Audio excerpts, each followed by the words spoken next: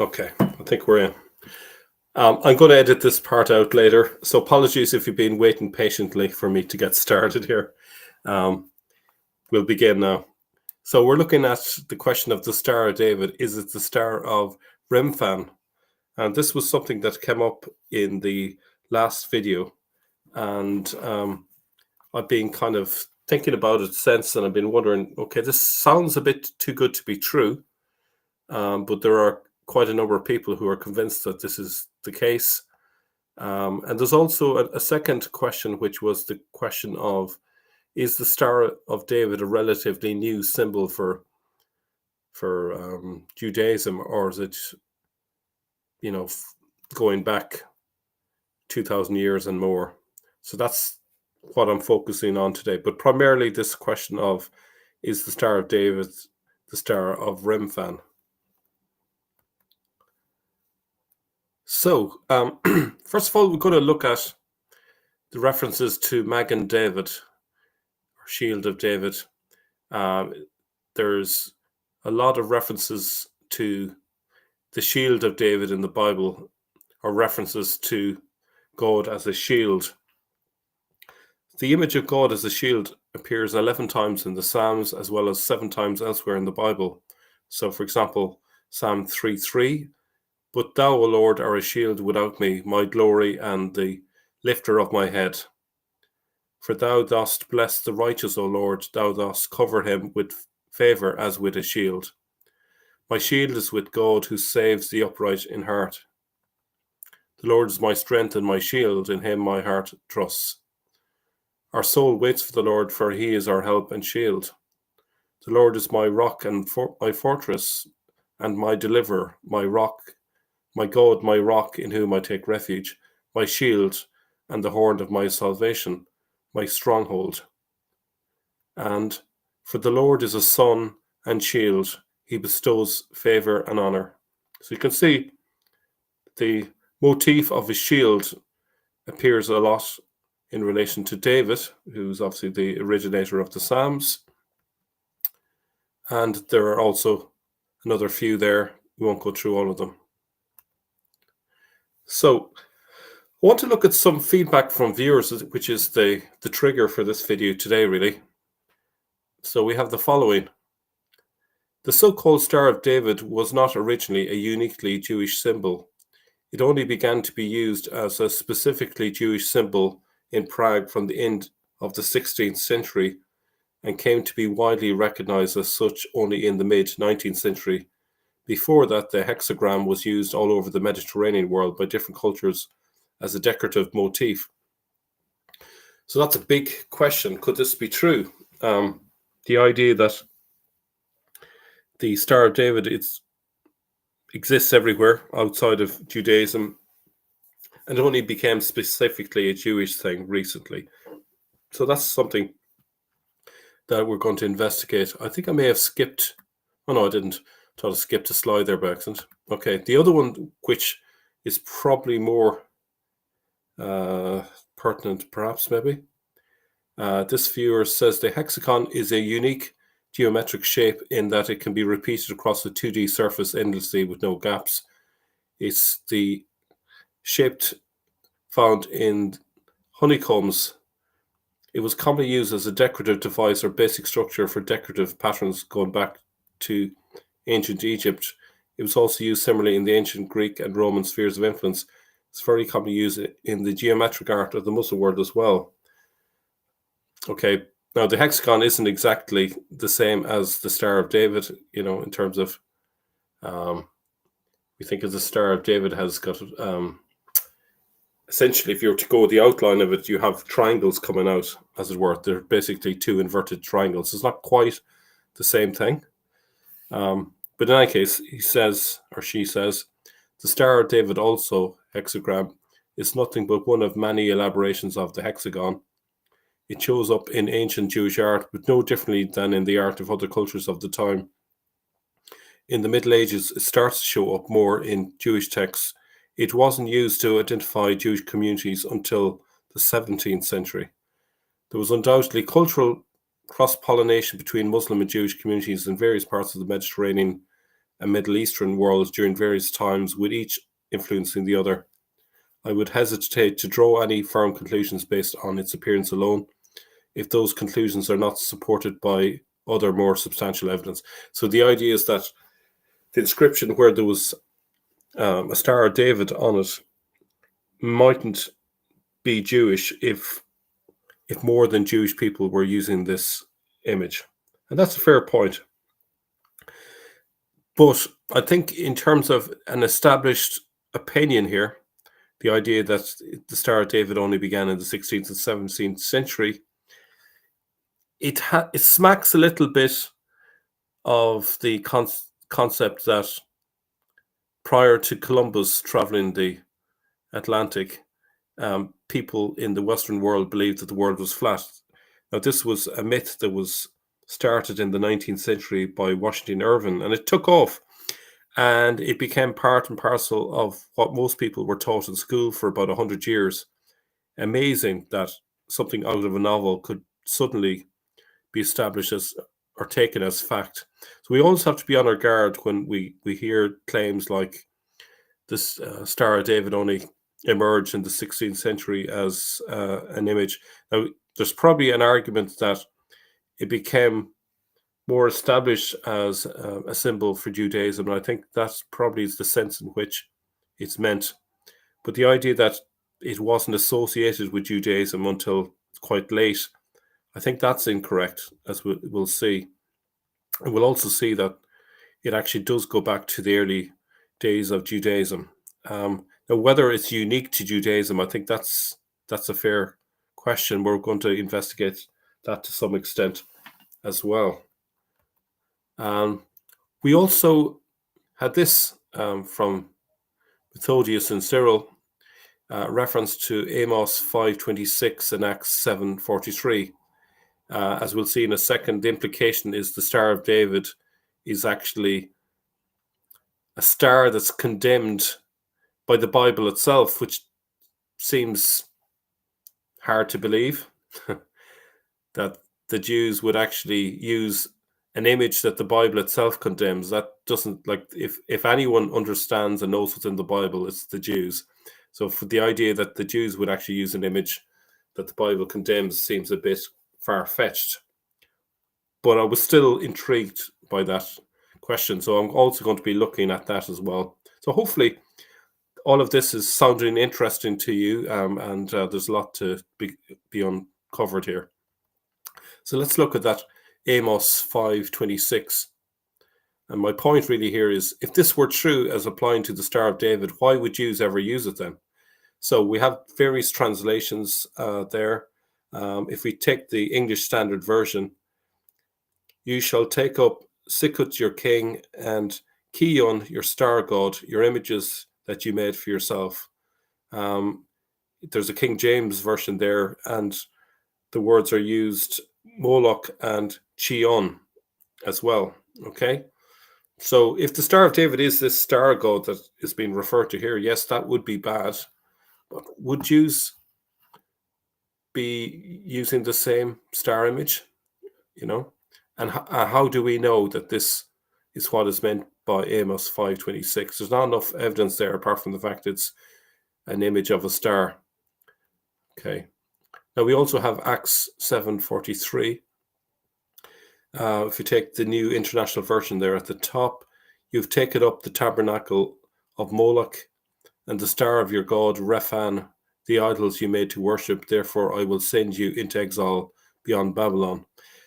Now, the implication is that the Jews at that time were worshipping a star god as an idol, and that was the reason for being sent into exile as a punishment for idol worship. Okay. Again, there's nothing in it to actually suggest that this is the Star of David image is connected to this in any sense. It's just assumed by the reader. Now the question here is Kayvan the same as Saturn? An oracle concerning Damascus, this is from Isaiah 17. In that day the splendor of Jacob will fade, and the fat of his body will waste away. The reaper gathers the standing grain, and harvests the ears with his arm, as one gleans heads of grain in the valley of Remphan. Yet gleanings will remain, like an olive tree that has been beaten. 2 or 3 berries atop the tree, 4 or 5 on its fruitful branches, declares the Lord, the God of Israel. So the idea here is the Syrian name of which was Kayvan or Kuwan. The idea is that that's connected with the god Saturn, who's depicted as holding a scythe. Okay, so the idea that Remphan is essentially the god Saturn. Okay, right. We also have this from the linguist. He says, it is well known that the 6-pointed star is the symbol of Saturn. Now, I haven't found any evidence for this idea the 6-pointed star is a symbol of Saturn. I would probably need to see that. And is this 6-pointed star exactly in the shape of the Star of David? So that's one I haven't found solid connection with.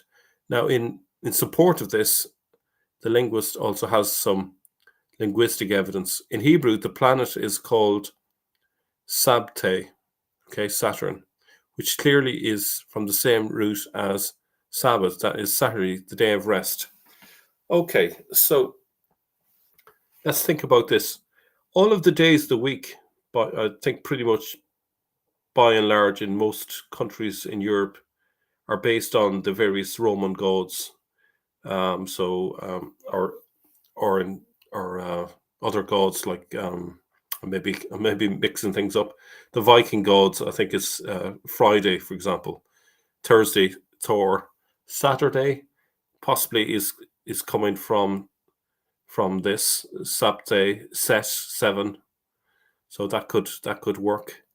So there's something in that, but I don't think there's anything more to than that. I don't think that necessarily proves anything other than that the day of the week comes from the common gods that are used in different cultures around Europe. And then the day of rest being on a 7th day, then Sabbath could be connected with that, but it doesn't necessarily mean that the Star of David is linked to Saturn. But anyway, further into his post, he says, in biblical Hebrew, the term Kayun is used, which is derived from Akkadian. This was the equivalent of a Latin or Greek-based scientific name in English today. I'm not sure why it's a scientific name there, but it's unlikely that the uneducated masses use this word to talk about the planet Saturn, and instead probably use the Hebrew term Sabte. Okay. So he's basically saying that it's unlikely that the Jews would have used the word, if I'm understanding this correct, they're likely to have used Kayun. Is that what he means? Being the Saturday people, the sigil of Saturn was always associated with Judaism. As the association of planets with specific deities fell out of prevalent culture, the association between the 6-pointed star and Judaism only increased. Halfway through the first millennia AD, it was pretty much exclusively a Jewish sigil, albeit not the primary Jewish sigil yet. So if I'm understanding the linguist correctly, and forgive me, is he's saying there's no connection between Sabte and Kayun on one hand, but he is saying that a 6-pointed star is the symbol of Saturn, as distinct from this Kayun. And yes, so basically there is a 6-pointed star. It may not be this other pagan god, but it's the pagan god Saturn. I think that's what he's saying. Again, is that actually the genesis of the use of the Star of David? Again, that's what we're going to try and investigate. Now, I suppose a lot of what I'm going to be talking about today, people are going to have their own ideas on this. You may not necessarily agree with my conclusions, but I'm going to lay out all the evidence and obviously make up your own mind based on what I've presented here. So I would say, before we go any further, that in principle, there's nothing wrong in reusing old symbols and applying new meanings to them. Symbols have the meaning that those who use them apply to them. So even if a symbol had another meaning in an earlier time, it doesn't matter. So whatever meaning is being applied to a specific symbol when it's being used is what matters. So, for example, the cross prior to Jesus' death had a specific meaning for Roman audience, and it was intended to deliver a message: don't mess with us, or you too will suffer an excruciating death. That was essentially what a cross meant to your average Roman member of the public. Afterwards, it meant for Christians salvation and God's love. So that's, again, different meaning to a symbol. Okay. Now, we also need to bear in mind that the Bible is not entirely against the use of stars as symbols. So, for example, Revelation 1:20 says that the mystery of the 7 stars that you saw in my right hand and of the 7 golden lampstands is this: the 7 stars are the angels of the 7 churches, and the 7 lampstands are the 7 churches. Now, the Bible uses stars in a positive and negative way. So, for example, fallen stars would refer to demons, for example. But it certainly is not against the use of stars as symbols, because the Bible is using stars as symbols, as you'll see. There's also a star associated with the Messiah. For example, Numbers 24:17 says, a star will come out of Jacob, a scepter will rise out of Israel. And in Matthew 2:1-2, after Jesus was born in Bethlehem in Judea during the time of King Herod, Magi from the east arrived in Jerusalem asking, where is the one who has been born King of the Jews? We saw his star in the east and have come to worship him. Okay, so that's interesting. There is a star associated with the Messiah 2,000 years ago. And how did they depict that if they were to draw it? That's the question. Revelation 22:16 says, I, Jesus, have sent my angel to give you this testimony for the churches. I am the root and the offspring of David and the bright morning star. So Jesus is identifying with the bright morning star. Now, Lucifer is also referred to as the bright morning star. Essentially, Venus is the bright morning star. So in the culture of that time, that was the brightest star in the night sky. So to say you are that, it's basically say you are the top of the echelon. Now, Lucifer lost his position as the brightest of the stars. He became the falling star, as it were. So therefore, I suppose the position was taken up by Jesus. He is now the top star, as it were. It would naturally be absurd to suggest that Jesus is the star of Remphan. Okay, so wherever the Bible is talking about, for example, here Jesus being a star, it wouldn't be correct to assume that Jesus is the star of Remphan. Jesus is alluding to Numbers 24:17. A star will come out of Jacob. This is the star that symbolizes the Messiah, the root of Jesse. So you see up above, I am the root. Isaiah 11:10 explains what that is. In that day, the root of Jesse will stand as a banner for the peoples. The nations will rally to him, and his resting place will be glorious. This star symbolizes the offspring of David. So the star has got a strong messianic significance. Now, if we go further to 1 Samuel 17:12, we have, now David was the son of an Ephrathite named Jesse. So that's the idea, root of Jesse, who was from Bethlehem in Judah. Jesse had 8 sons, and in Saul's time he was very old. So I had to look up this word Ephrathite. I wasn't sure if it was connected to Ephraim. It essentially means fruitfulness, an inhabitant or descendant of Ephraim. So by saying a son of an Ephrathite. It's essentially given a nod to the idea of the son of Joseph, son of Ephraim. Okay. Now, what's interesting there is by saying that David was a son of an Ephrathite named Jesse, the Bible is equating the Messiah ben David with the Messiah ben Joseph / Ephraim, right? Now, for centuries, Jews interpreted the scriptures as there being two messiahs separate from each other. But the Bible here in 1 Samuel 17:12 is actually dropping a little bomb, actually, by equating the two. At least that's how I would read it. And I think Christians would probably interpret it that way as well. Christians realize that Jesus is both of these. He's the son of Joseph because he's the suffering one, but he's also the son of David in the sense that he is the conquering one. He does two things. He's got two missions. Okay. Now, the following source that I'm going to be using will be used to investigate the claim that the Star of David is the Star of Remphan. You can look this one up. It's a fantastic website. I will be dropping some extra details into this as well as I go along, but it's mostly from this website.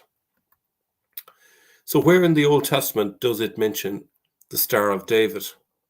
God commanded the Israelites to utilize the imagery of pomegranates in Exodus 28, 31, 35, Jeremiah 52, 22 to 23. So, for example, and I'll read it completely here because I think it's worth catching it all. So, Exodus 28. You shall make the robe of the ephod olive blue. There shall be an opening at its top in the middle of it. Around its opening there shall be a binding of woven work like the opening of a coat of mail, so that it will not be torn. You shall make on its hem pomegranates of blue and purple and scarlet material, all around on its hem, and bells of gold between them all around, a gold bell and a pomegranate, a golden bell and a pomegranate, all around on the hem of the robe. It shall be on Aaron when he ministers, and its tinkling shall be heard when he enters and leaves the holy place before the Lord, so that he will not die. What is this robe that we're talking about here? This is the robe that the high priest is instructed to wear. It has got particular symbolism. But you notice that there are pomegranates to be placed on the hem, interspersed with bells. The reason for the bells is that when the high priest goes in behind the curtain in the Holy of Holies, he doesn't come unexpected to the noise from these bells, alerts the Lord that he's entering. That's the idea behind it. We'll explore this pomegranate in a minute. We'll go to Jeremiah 52:22 now. Now, a capital of bronze was on it, and the height of each capital was 5 cubits. This is referring now to the temple, with network and pomegranates upon the capital all round, all of bronze. And the second pillar was like these, including pomegranates. There were 96 exposed pomegranates, and all the pomegranates numbered 100 on the network all around. So the idea here is not only did the high priest wear pomegranates, but the temple was decorated with images of the pomegranate. What is so special about the pomegranate, you ask? Do you see? So what is the similarity between pomegranates and the Star of David? I hope you can see that for the Jews, they could see a very special image on the pomegranate. And remember that for Jews, God commands there, you shall make on its hem pomegranates of blue and purple and scarlet material. So essentially, the Jews believed that this image of a pomegranate was to be placed around the temple and on the hem of the garments of the high priest. And people today wonder if this symbol is just a recent invention. It's all in the Bible, folks, as you can take a look for yourself. And there are more references.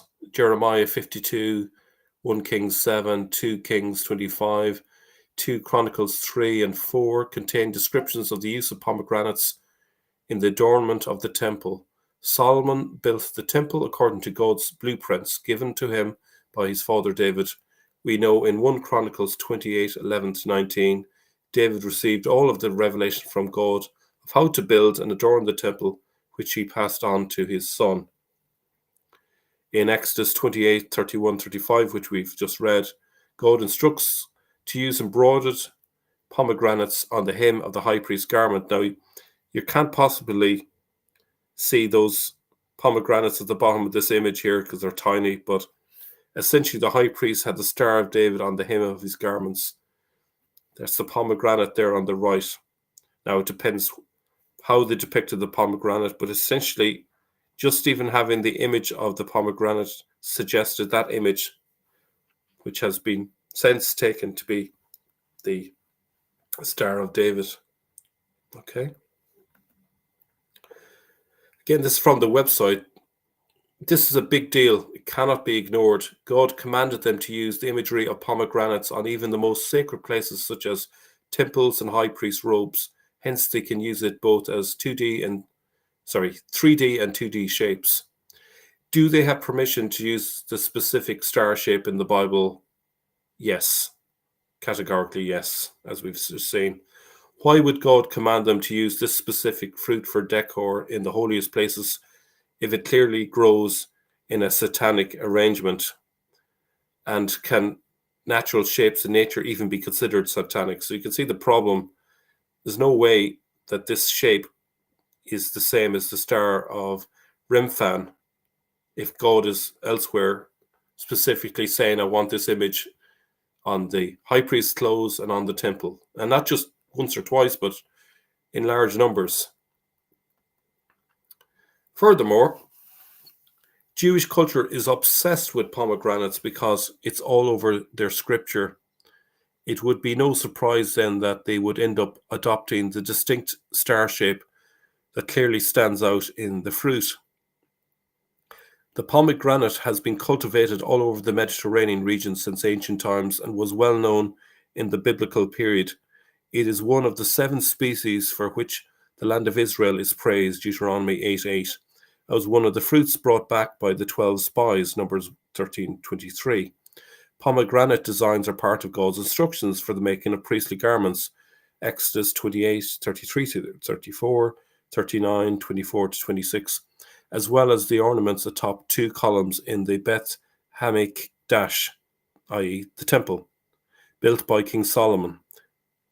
The temple built by King Solomon had hundreds of carved pomegranates, 1 Kings 7, 13-22, Jeremiah 52, 22-23, and 2 Chronicles 3.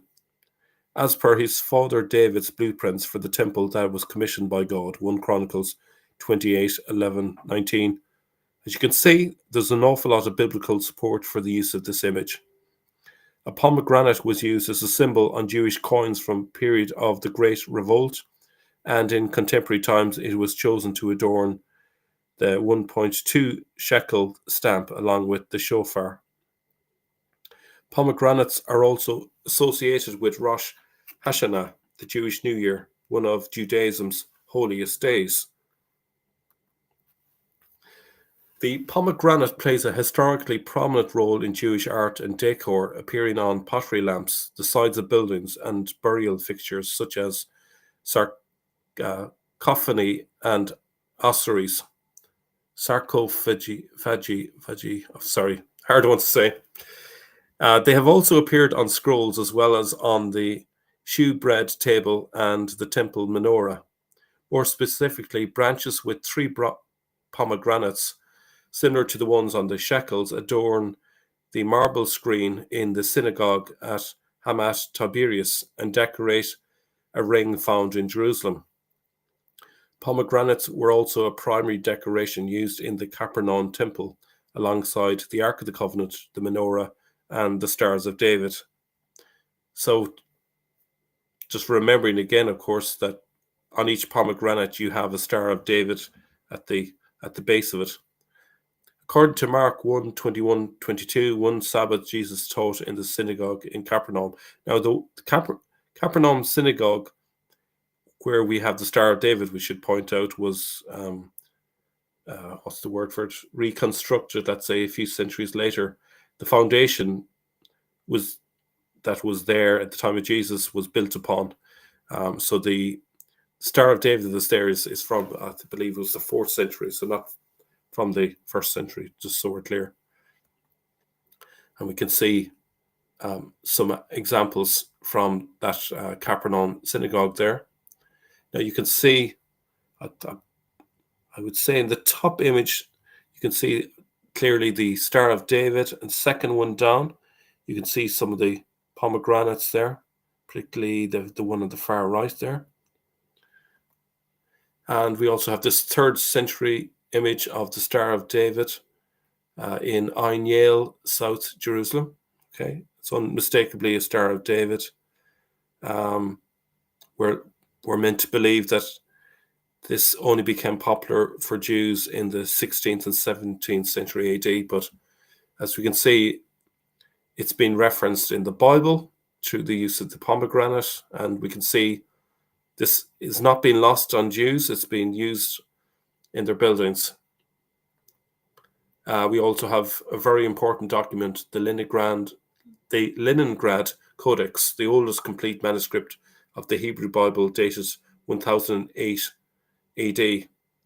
Now, they obviously didn't just pick a random symbol to put on their Bible, and they would have picked an image that represented Judaism from antiquity. I would hazard a guess. Maybe it's a guess, but it seems intuitive that they wouldn't have just plucked this image from amongst pagan images. I think there had to be a long history with this image for Jews in essentially the 11th century to have used this image on the outside of a very important book, of course, the Hebrew Bible. We have this here, a stamp seal, 6th to 10th century. Okay, and you can clearly see Star of David there. Now we have this one here. This is a Bar Kokhba revolt coin from AD. It says 66, but it can't be. It's 130 something AD. Now on the right side is the pomegranate branches. You can see that the leaves are coming out, the flowers are coming out from the pomegranates. All right, so those are 3 of them there on the right. Again, when they show pomegranates, they're hinting at the Star of David. So you don't necessarily always have to have a Star of David for there to be a Star of David. When the pomegranates are depicted, it also implies the Star of David as well. So here's the Bar Kokhba coins again with the pomegranate branches. Now, I did post about this a few days ago, but I'm just going to include it here. So it's from 132 to 135 AD. The Bar Kokhba coins with the rising star. Bar Kokhba means the son of the star. Okay, Kokhba star. From autograph letters written by him to various officers under his command and found in 1951, 1960, and 1961 in caves of the Wadis.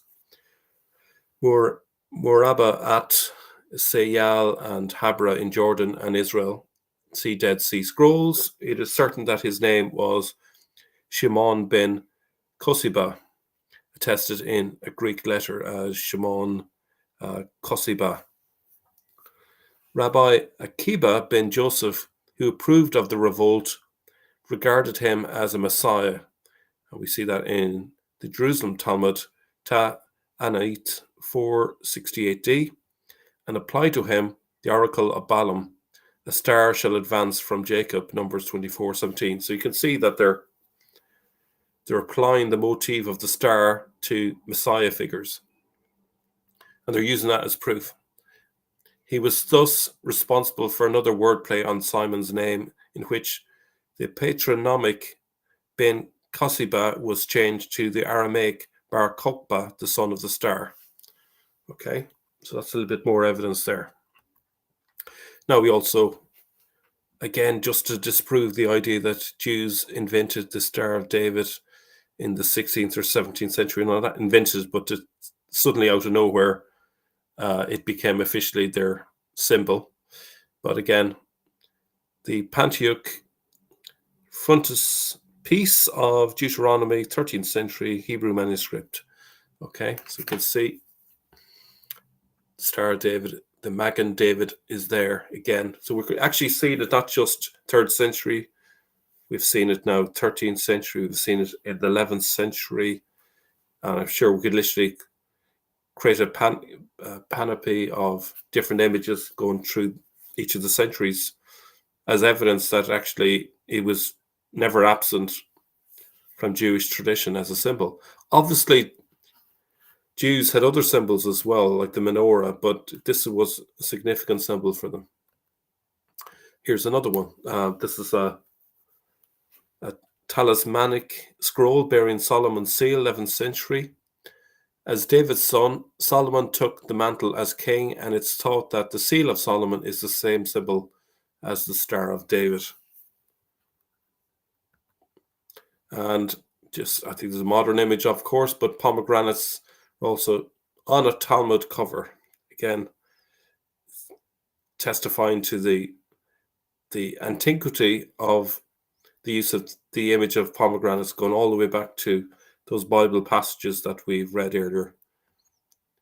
We also, in case we think it's still relatively new, we have 13th century BC now, an ivory pomegranate dated to the 13th century BC. The Paleo-Hebrew inscription was disputed but later confirmed by various experts.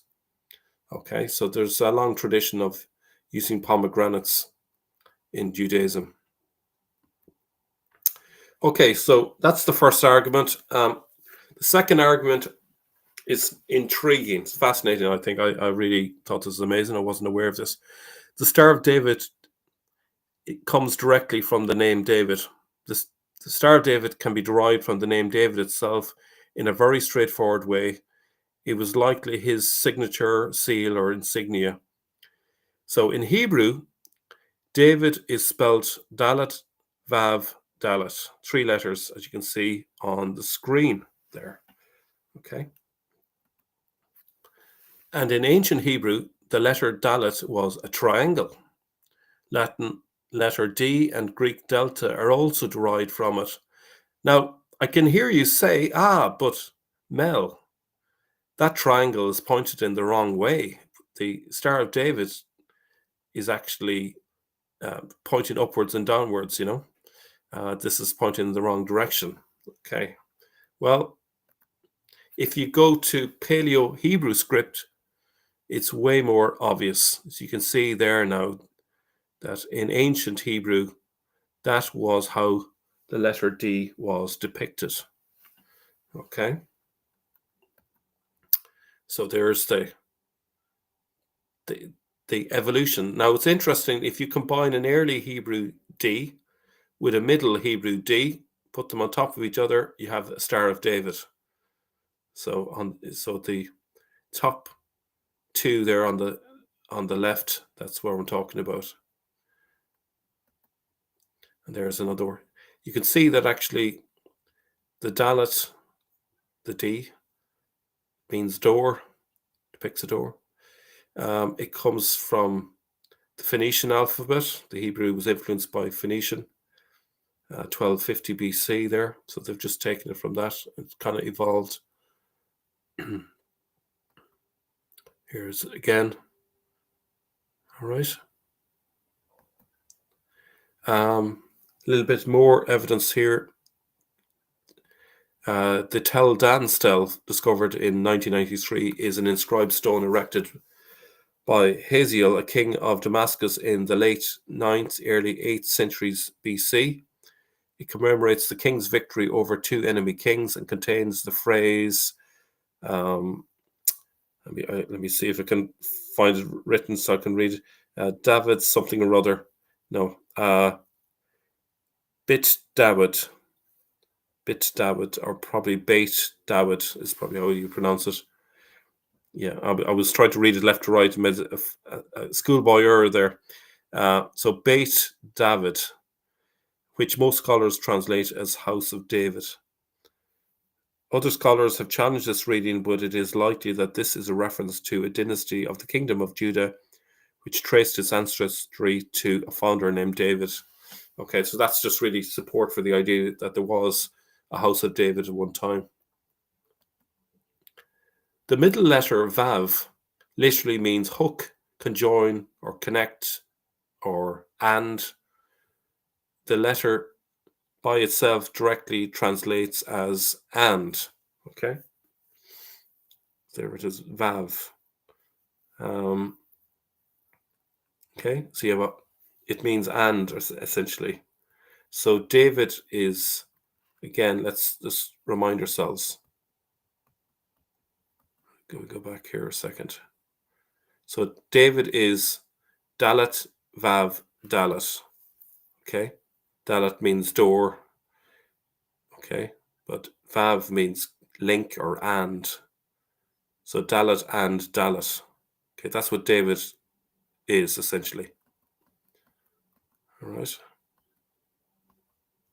Hence, the letters of King David's name are literally triangle and triangle.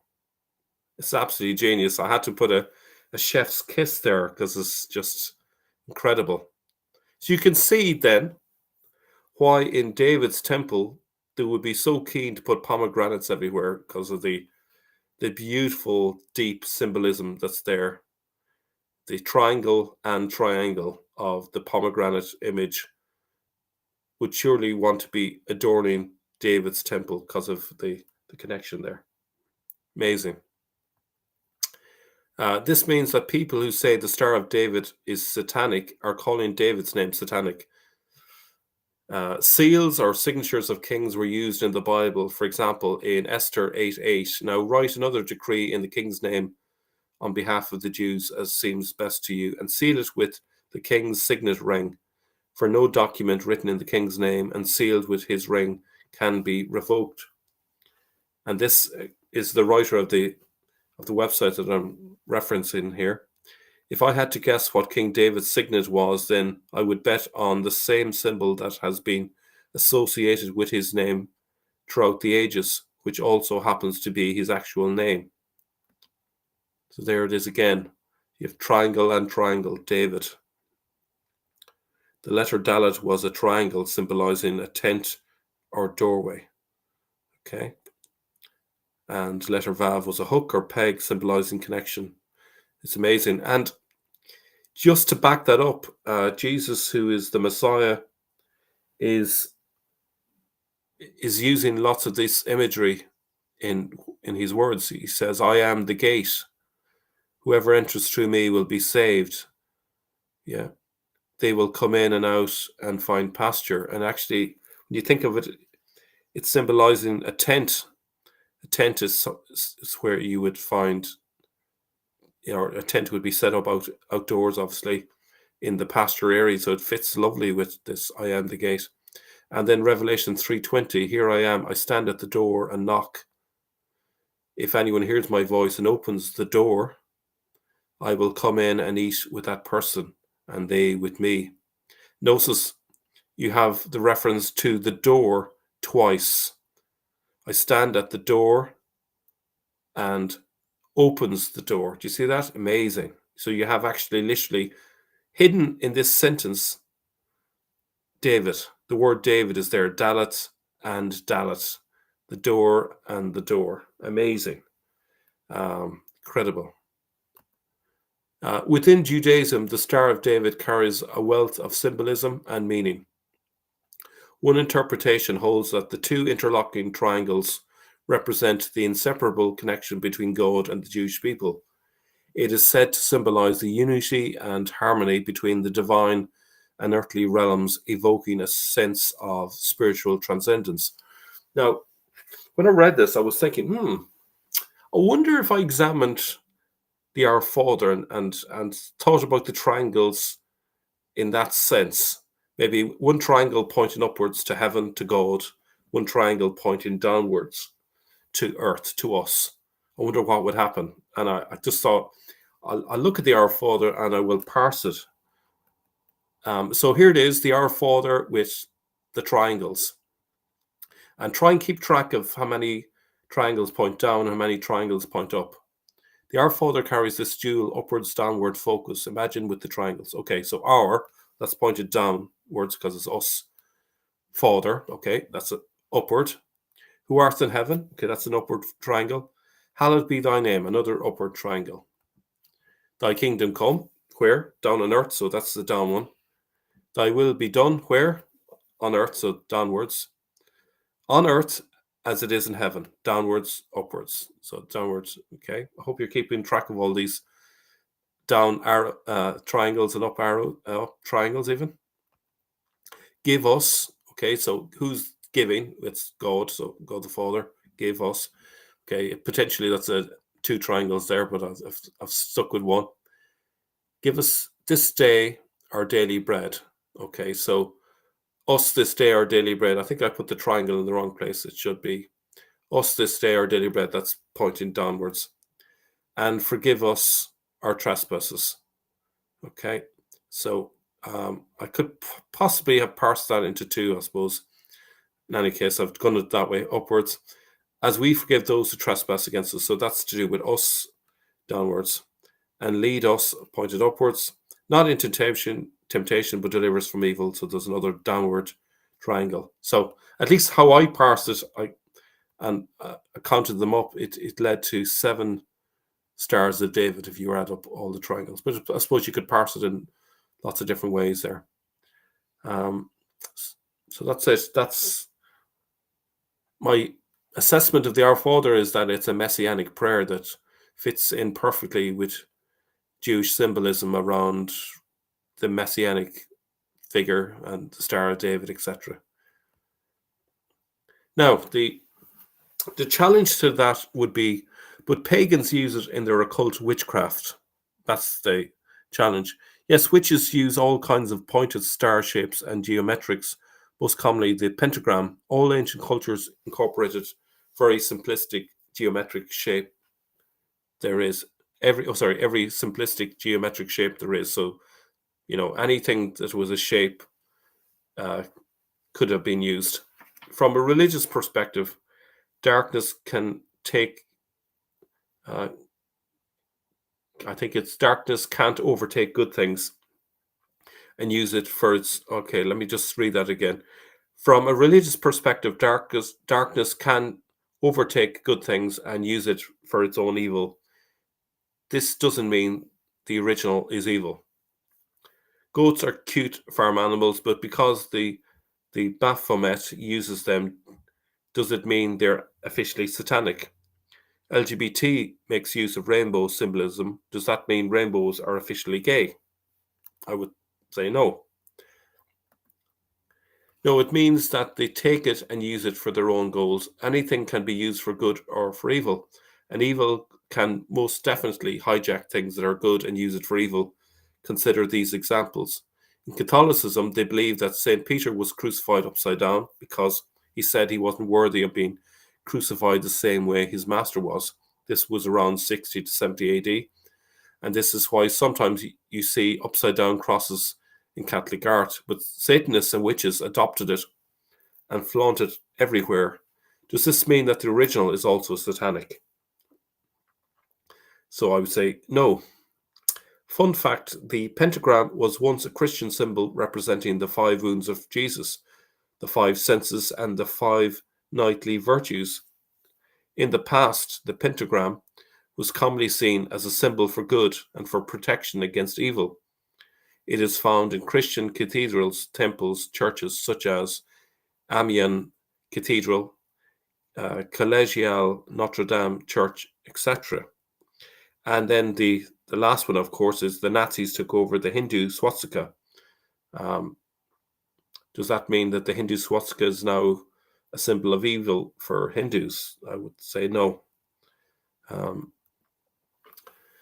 So, as regards the Star of Remphan, Acts 7:43 and Amos 5:26, I've taken a different approach and demonstrated in prior sections that not only do Jews have permission to use this particular shape by God himself, he even commanded them to use it on sacred places such as temples and high priest garments. This is because pomegranates naturally grow in this precise shape, not just in their outline, but also with the distinguished intercrossing lines. While there may be occasional anomalies, the majority of pomegranates, particularly in ancient times, bloomed with a six-pointed star orientation. Therefore, it would be silly to command them to use this fruit in sacred places if it bore any resemblance to Moloch or Remphan. Even more silly would be to shun them for this after clearly giving them the green light to cherish this fruit and its distinct qualities. And I think that point is well made there. And taking it a step further, it also happens to be the actual name of David in Paleo-Hebrew, ancient Hebrew, because his name spelled Dalet Vav Dalet directly corresponds to triangle and triangle. King David was called a righteous man by God, and according to the New Testament, Jesus will come back to sit on the throne of King David, Luke 1:32, and is from his lineage. Hence, to argue that David's name is satanic is foolish, and all the Christians who have continuously disparaged this symbol, in my opinion, have inadvertently bashed and insulted their Saviour. With these two things in mind, any interpretation of Amos that concludes it is referring to the Star of David is far-fetched and hazardous. The verse does not specify the number of points on the star, leaving it entirely up to speculation. The verse doesn't specify how many points the star has. Remphan is said to be associated with the Roman or Babylonian god Saturn, Babylonian goddess Ishtar, Babylonian sun god Ninurta, and others. All of these have 8-pointed stars on their artifacts alongside a moon, or they didn't include any stars at all. For example, if you Google Shamash, Babylonian sun god, you will find all of the artifacts show 8-pointed stars. So you see, when you start to investigate all of this, it doesn't work out, does it? Here's an example. I'll give you a chance to count the points there, but you possibly can see that this is an 8-pointed star. Can you see the one on the left side there? I can clearly make out 7, but it's probably 8 there in that one between the two standing figures there. And what about this one here? Well, there's 2 on either side, but there's plenty of examples there where you have 8 pointed shapes coming out of the star there. And the one on the right, 4 of them are kind of more wavy, but it counts up to 8. Here are more examples. Again, 8. And again, some more. You have here on the right, Utu Shamash, the Mesopotamian god of the sun. Okay, again, it's not like the Star of David at all. And we find more here. Ninurta with 8-pointed star. Okay, 8, 8, 8. Another 8 one. Okay. So the Star of Remphan, and it's at the top there, is an 8-pointed star, also said to be associated with the Roman god Saturn and possibly the Babylonian goddess Ishtar. The pentagram is a 5-pointed star. Penta means 5, like Pentecost, 50. The occult pentagram is an inverted 5-point star inside of a circle. That's not like the Star of David, obviously, and it's not to be confused with the Star of Remphan. And then the Magen David, the six-pointed star, used in many ancient cultures for decorative purposes, rarely held religious significance until recent history, according to this. But actually, if you look at the pomegranate references in the Bible, I think it did hold private meaning for the Jews. Maybe it wasn't so obvious outside of Judaism, but it was there. Now, there's obviously some pushback, and there will be pushback, I'm sure. Are there any six-pointed stars on artifacts of pagan idols? So to Steelman, the other side, I will investigate these three mysterious images that are spammed all over Google and in every video thumbnail. Okay, you've probably seen some of these. Okay, so number 1, number 2, number 3. Okay, so let's investigate them.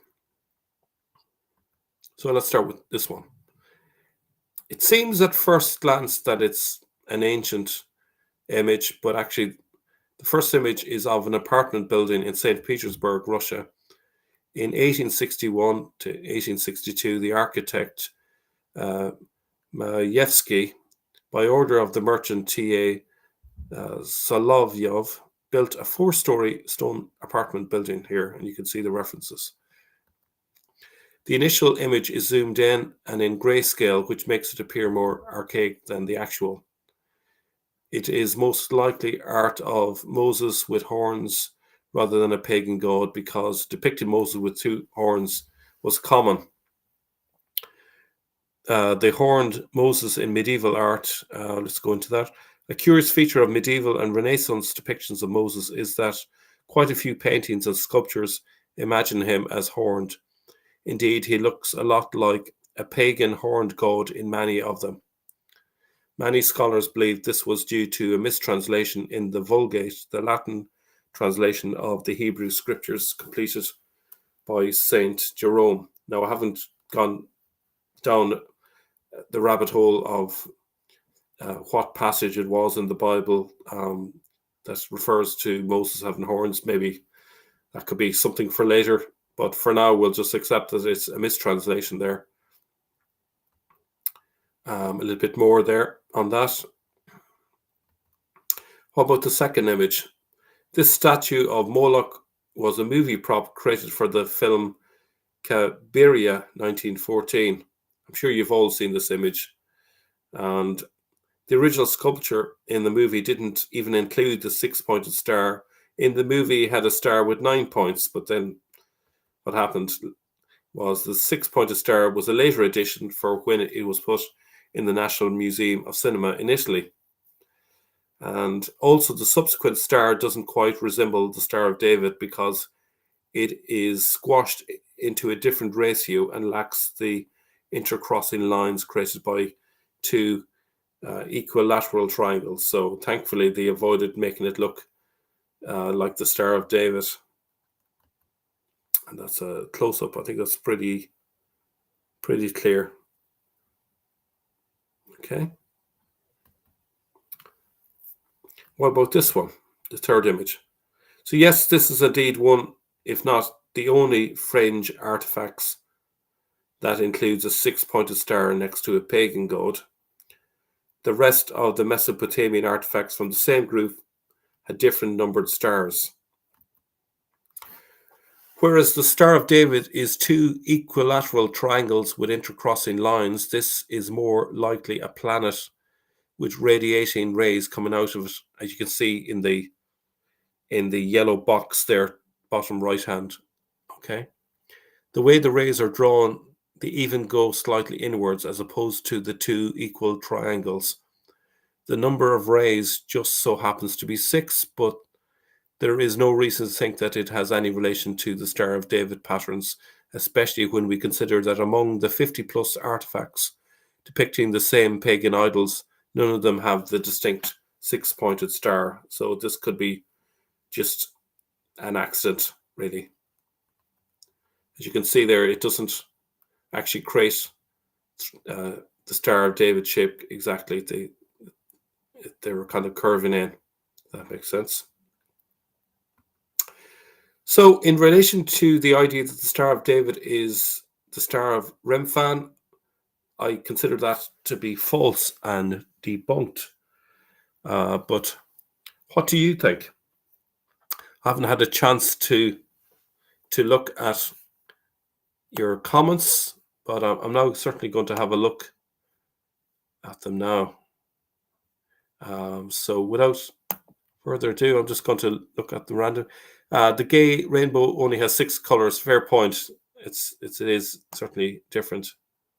And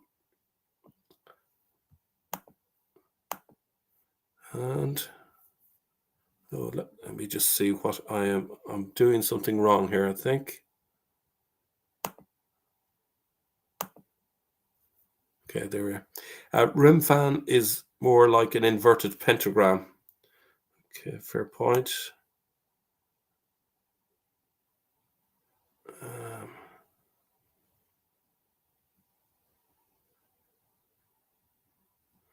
Any other points there?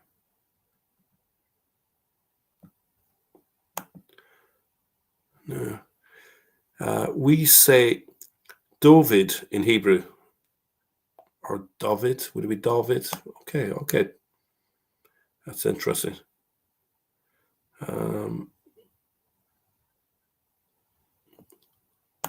No. The Tel Dan Stele of the 9th century BC says Israel. Yeah, I'd need to double check that one. I'm not sure if I can affirm that. I'm not aware if it does or not.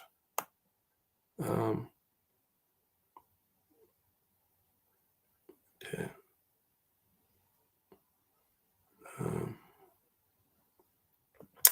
So Lydia says, wow, what a great find. Motorhead, who's Jewish, says we use menorah, and also says in Orthodox Judaism we don't consider the Magen David Star of David a religious symbol. Well, it certainly was used on the outside of the Hebrew Bible, so I don't know, it depends how you define religious symbol, I suppose. The hexagram was used for more than just a decorative motif in the Mediterranean, don't you think?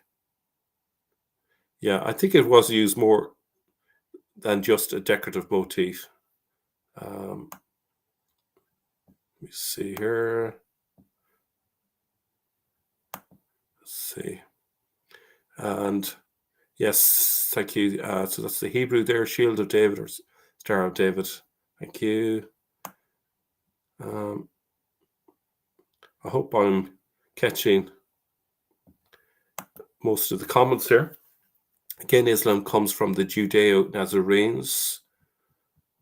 Yeah, there is certainly connection. And I'm actually looking at these comments in reverse order, so I'm actually going to the older ones as I go along here. So maybe it wasn't the best way of going about it, but anyway, the Quran says something about 7 heavens. It's about 7 visible bodies to the eye. Okay, Mercury, Venus, etc. Yeah.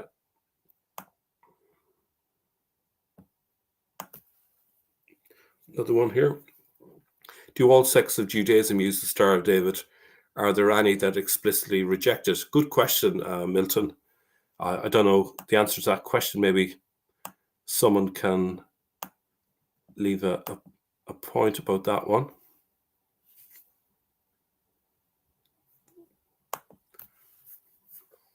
Shalom Alaikum and Shavua Tov from Malaysia. Welcome. Great to hear from you. So that's it. I'll just take a look if there's any final comments. Seems that's it from all of you. Thanks a lot for coming along.